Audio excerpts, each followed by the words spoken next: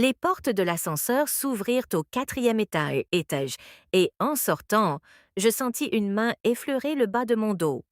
Ce fut bref, peut-être un accident, mais en me retournant, je vis 3 hommes me suivre dans le couloir. Celui qui était le plus proche croisa mon regard, un regard qui disait clairement que ce n'était pas un accident. Je fus prise d'effroi. J'aurais dû accélérer le pas, mais je ralentis, hyper attentive à leurs pas derrière moi. La moquette étouffait le bruit, mais je sentais leur présence comme une chaleur contre mes épaules. À mi-chemin du couloir, l'un d'eux se mit à ma hauteur, grand, cheveux noirs, manches retroussées jusqu'au coude. Ses bras se balançaient si près que nos mains se frôlaient presque à chaque pas, un rythme de quasi-contact qui me fit vibrer la peau. « C'est loin, » dit-il doucement. « Chambre 448, parvins-je à articuler. Nous sommes à la 455. Ses phalanges effleurèrent les miennes, délibérément cette fois. Juste après la vôtre. J'atteignis ma porte et tâtonnai avec ma carte magnétique, les doigts tremblants. Avant même que je puisse glisser la carte dans le lecteur, une autre main, plus sombre, ferme, recouvrit la mienne et la guida dans la fente. « Laissez-moi vous aider, » dit-il, si près que je sentis son souffle contre ma tempe. Le verrou émit un clic vert. La porte s'ouvrit, ils ne s'éloignèrent pas un pas.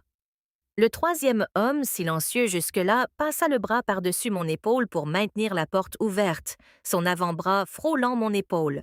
« On aurait dit que tu essayais de disparaître tout à l'heure dans le hall. » Mon cœur s'emballa.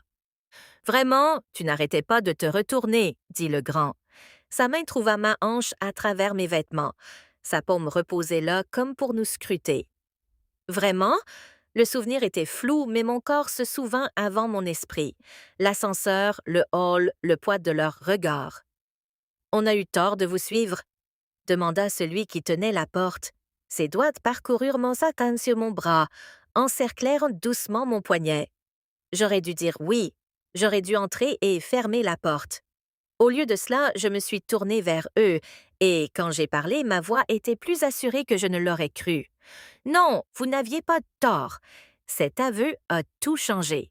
La main du plus grand s'est posée plus fermement sur ma hanche, me tirant légèrement vers lui.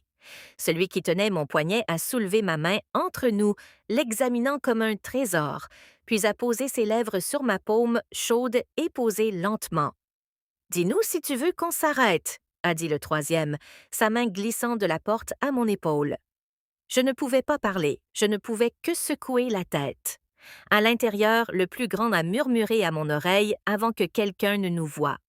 Ils m'ont guidé à reculons dans ma chambre, me soutenant de leurs mains, l'une sur ma hanche, l'autre sur mon poignet, l'une sur mon épaule. La porte s'est refermée derrière nous avec un clic discret qui a résonné trop fort dans l'intimité soudaine du lieu. Je me suis retrouvée au milieu de la pièce, entourée, le plus grand restant derrière moi, les 2 mains sur mes hanches, les pouces enfoncés dans le bas de mon dos. Celui qui avait embrassé ma paume s'est approché si près que j'ai dû lever la tête pour croiser son regard. Le troisième a lentement tourné autour de moi. « Qu'est-ce que c'est ?» ai-je murmuré. Au lieu de répondre, l'homme en face de moi a pris mon visage entre ses mains, ses pouces effleurant mes pommettes. Il m'a longuement observé, puis s'est penché et a posé ses lèvres sur mon front, puis sur ma tempe, puis au coin de ma bouche, comme pour me questionner. J'ai tourné légèrement la tête et nos lèvres se sont rencontrées. Le baiser a commencé doucement, presque timidement, mais lorsque je me suis abandonnée, ses mains ont glissé dans mes cheveux et ont approfondi le contact. Derrière moi, le plus grand a attiré mes hanches contre lui, me soutenant tandis que je me laissais aller au baiser. La main du troisième homme a trouvé la mienne, leurs doigts s'entremêlant. Quand le baiser s'est interrompu, j'étais haletante. « Avant que tu ne tombes, a dit doucement le plus grand. Ils m'ont fait reculer, me soutenant entre eux. Mes jambes touchèrent le matelas et je m'assis, puis me laissai aller en arrière tandis qu'ils se disposaient autour de moi, un de chaque côté, un à mes pieds. 3 pointes de contact, 3 sources de chaleur. Le plus grand s'appuya sur un coude à côté de moi, sa main glissant sous mon T-shirt pour se poser sur mon ventre, peau contre peau. « Respire », murmura-t-il. Celui de l'autre côté imita sa position, ses doigts traçant de lents motifs le long de ma cage thoracique. Le troisième enlaça mes mollets, ses pouces s'enfonçant dans mes muscles. « Dis-moi ce que tu veux, » dit l'homme qui touchait mon ventre. Je fermais les yeux. Je veux me sentir réel, comme si j'existais, comme si j'avais de l'importance. Sa main remonta, s'arrêtant juste sous mon soutien-gorge, les paumes ouvertes. « Tu existes ici même, tu le sens? » J'acquiesçais. Son cœur battait dans sa paume, le poids de 3 corps créant une force d'attraction autour du mien. Celui qui était silencieux à mes pieds remonta sur le lit, se positionnant de sorte que son visage soit au-dessus du mien. « Puis-je? » demanda-t-il. « Oui. » Je levai les yeux lentement, profondément, une main caressant ma nuque. Les doigts du plus grand suivirent la ligne entre mon t-shirt et mon pantalon, sans descendre, mais en traçant la limite. La main du troisième glissa de ma cage thoracique à mon ventre, me tirant légèrement vers lui. J'étais enveloppée de caresses, saisie par elle, ancrée en elle, chaque fibre de mon être en éveil.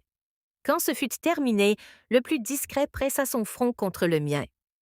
On pourrait rester comme ça toute la nuit, juste se toucher comme ça. « C'est ce que tu veux? » demandai-je. Sa main trouva la mienne et la porta à ses lèvres. « On veut ce que tu veux. » Le temps se dissipa, et je me sentis vraiment touchée pour la première fois depuis des mois, peut-être des années, des mains sur ma peau, des lèvres dans mon cou, nos doigts entrelacés. Le plus grand me roula vers lui, me serrant contre sa poitrine, ses bras m'enlaçant. Le plus discret se pressa contre sa main posée sur la mienne. Le troisième était allongé face à moi, ses doigts caressant ma clavicule, ma mâchoire, mes fesses. « Je ne connais pas vos noms, » murmurai-je. « Est-ce important? » demanda celui derrière moi contre mon épaule. « Non, alors on est juste ça, juste maintenant. » Le plus grand m'embrassa profondément et lentement, étouffant mon souffle. Derrière moi, la main du plus discret glissa sous mon t-shirt, sa paume à plat contre mon ventre, me serrant entre ses mains. Les doigts du troisième s'enfoncèrent dans mes cheveux, inclinant ma tête en arrière lorsqu'il se dégagea pour pouvoir presser ses lèvres contre ma gorge. J'étais submergée de sensations, bouleversée par la proximité, la pression et la délicatesse de chaque contact. Ils n'étaient ni pressés ni exigeants. Ils étaient simplement présents, attentifs, entièrement concentrés sur cet instant suspendu. « Tu trembles, » remarqua le plus grand. « Je sais, je suis bouleversée, oui. » Sa main caressa mon visage. « On peut s'arrêter. Je ne veux pas que tu t'arrêtes. » Quelque chose changea, les caresses devinrent plus intentionnelles.